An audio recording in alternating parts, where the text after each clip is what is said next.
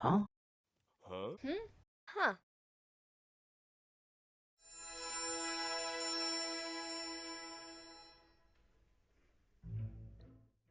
So, hello and welcome back once again to the channel, Sticky History. Today we're going to be talking about someone with whom I'm sure you are already well acquainted, and that is a Mr. William Shakespeare.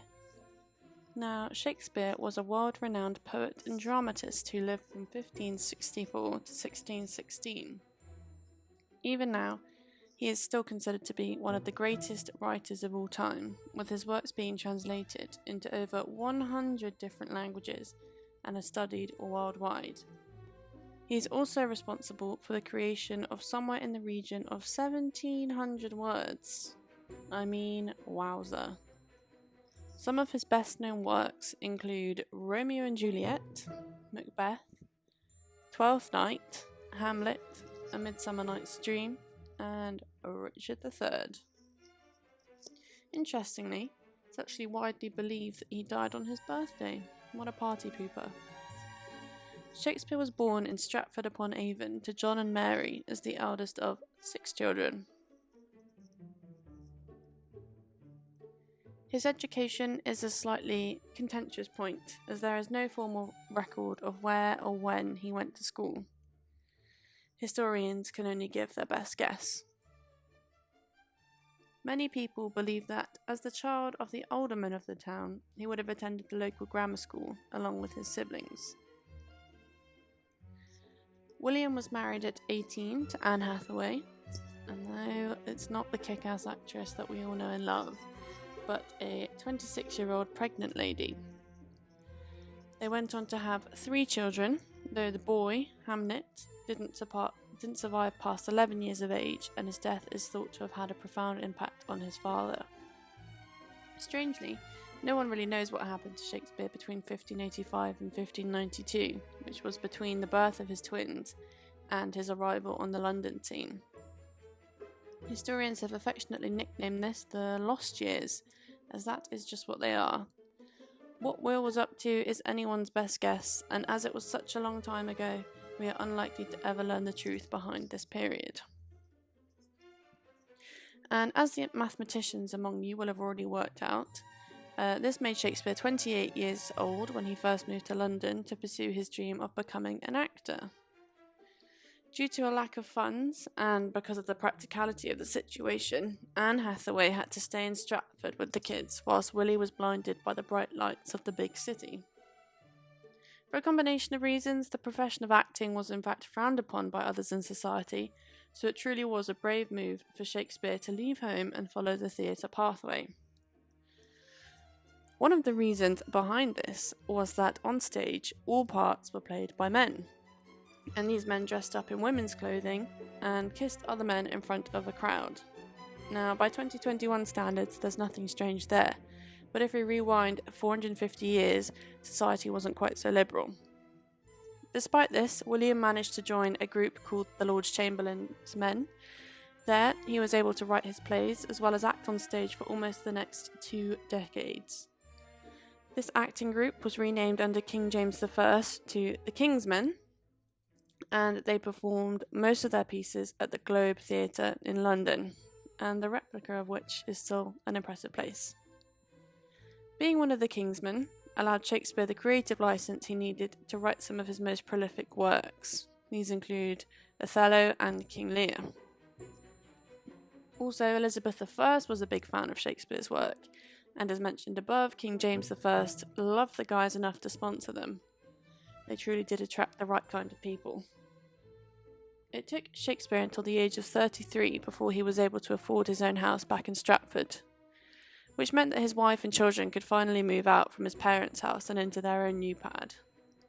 However, the distance and the fact that Shakespeare may not have liked his wife all that much meant that he was rarely there, and he spent most of his time working away in London. As Anne was pregnant when the pair were married, as well as her being 26 and him only 18, people have speculated that they were only married out of necessity, and it was not, in fact, a loving union. In his will, Shakespeare left her only his second best bed and I'm not sure too many wives would be happy in that position. However, by this time in London, he was a bit of a celebrity, and Shakespeare is thought to have had numerous affairs during his time there, though no records can say this with any degree of certainty. Another rumour you may have heard is that Shakespeare was in fact a homosexual. People have interpreted his sonnet, Fair Youth, to be about another man. Historians' best guess is that it's about Henry Wriothesley, a man who had helped Shakespeare financially at the beginning of his career to allow him to produce his literature. However, there is no physical evidence to prove that the relationship between the two became intimate. On the contrary, if you've ever read and understood a Shakespeare play, firstly, congratulations is in order, but secondly, you may have noticed the closeness of the male-on-male relationships that Shakespeare chooses to portray. For example, in Twelfth Night, the complex love triangle between Countess Olivia, Cesario/Viola, and Duke Orsino depicts a certain type of amour that many consider to be indirectly implying a homosexual relationship. Overtly gay relationships would not have been allowed on the stage at the time due to the strict censorship rules that restricted what was deemed appropriate for a wider audience. What many people, myself included, find amazing, and has caused a considerable amount of speculation, is that Shakespeare has been able to achieve a status of such stardom in literature despite probably having left school when he was only around 13 years old.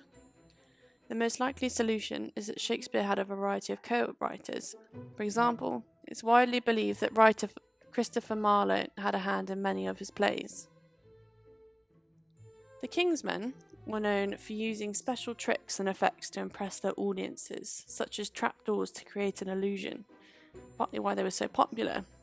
This was a particular issue during the play King Henry VIII, when a cannon, which was being used to introduce the king, went through the roof and set the entire Globe Theatre up in flames. Unable to come back from this as an ageing man, Shakespeare didn't write again, and this tragic event signalled the end of his career as a writer.